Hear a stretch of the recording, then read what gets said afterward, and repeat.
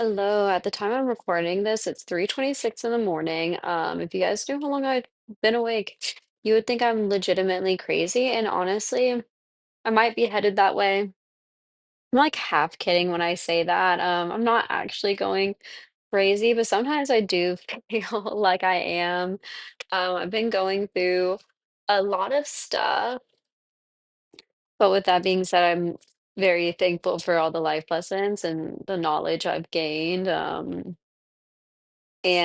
being able to navigate my feelings in a more productive way than I used to, because straight up, if this were me, well, okay, let's just say if this were me a few years ago, I would either still be in the same situation I was in, or I would have um, maybe not been here. I don't know.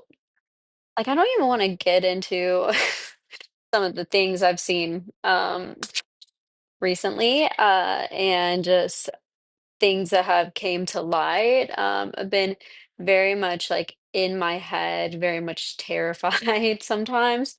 But I know that fear is only in the mind for the most part. There are like obviously outside circumstances, of course, but I just have to remind myself that I am safe in my home, I'm safe in my body, I'm safe in my mind.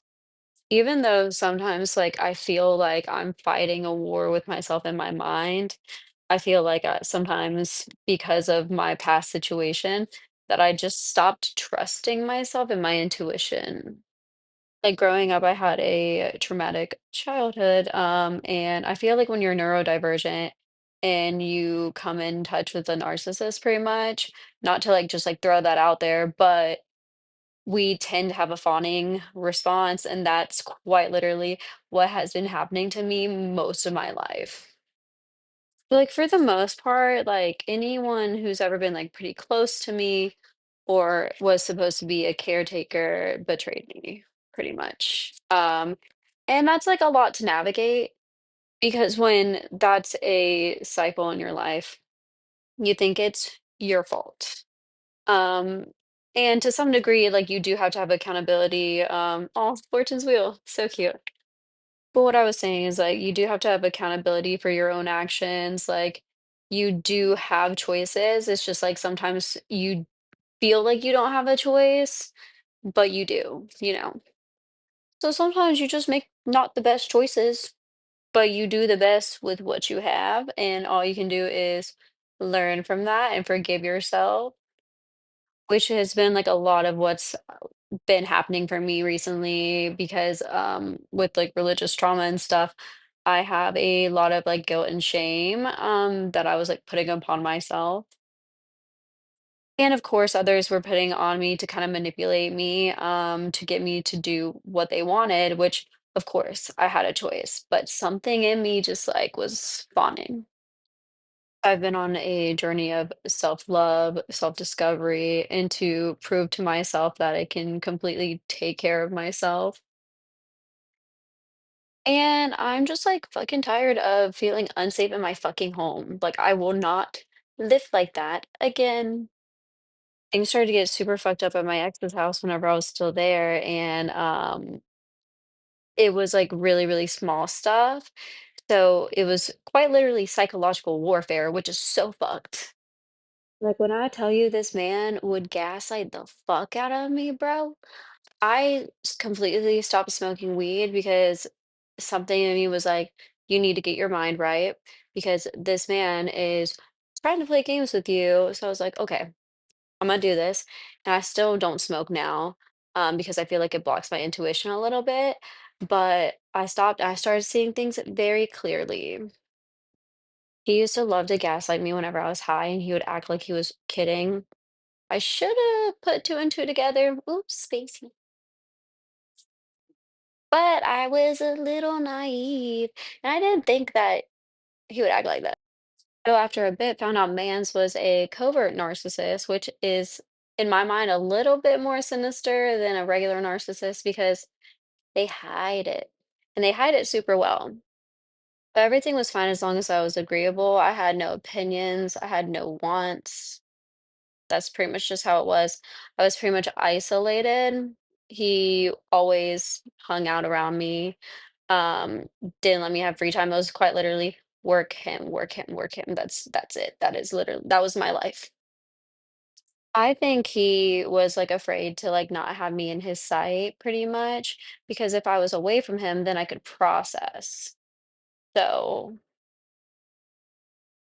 probably the midway point, I like just decided to choose myself and focus on my hobbies. And I was just like dissociating by smoking a shit ton of weed, and just working myself into the ground. I started developing like chronic illness and just bunch of things.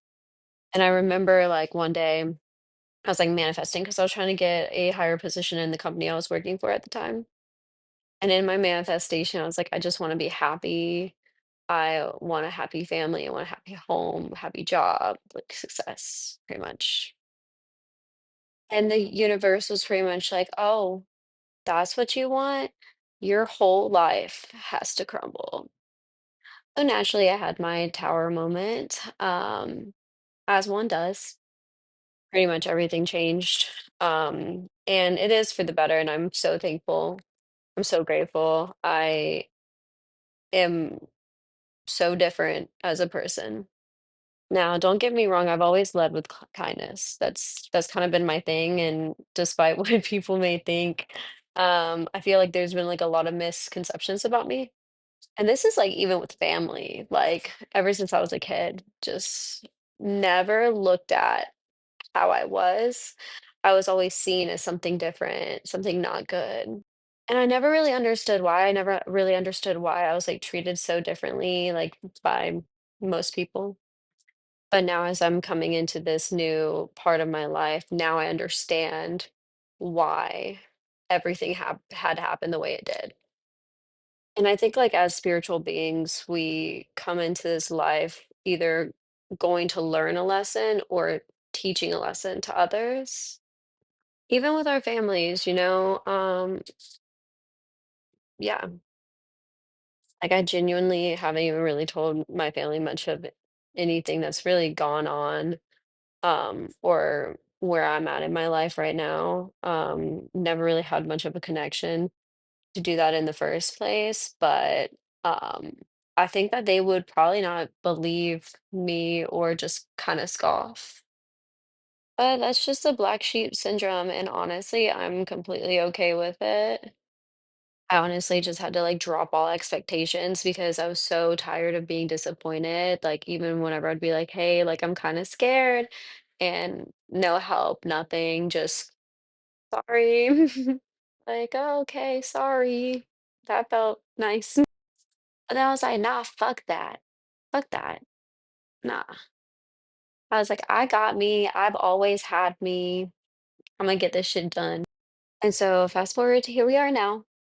And I am exiting a winter of my life, and I'm so excited to see what the spring brings. You have no idea. I just know that life is about to get so fucking good. Good things are coming, and I've never had that before. And just the sitting in the wait, like just waiting for this. Um, it's been a little bit uncomfortable for me because, of course, I want to be like, yeah, I'm healed, I'm healed, I'm healed. But I feel like it's kind of a process of life, We're gonna go through our motions and everything. And I've had to sit with some hard emotions and just kind of be in isolation for a while. And I tend to do that, and that's not the healthiest. But this hermit mode was necessary for my personal development to silence the noise. I needed to know who was meant for me, who wanted good for me. And I had to face a lot of hard truths and face a lot of things that I wasn't 100% ready to face. I realized that there were some people in my life that just were not actually my friends. And that really fucks with your head. It truly does. You don't know who to trust. You don't know if you're even right. But with that being said, the truth always comes out and judgment prevails. And I think we're seeing that a lot in this time period. It's the rise of the dark feminine, the dark empath, and I think that we're stepping into that now.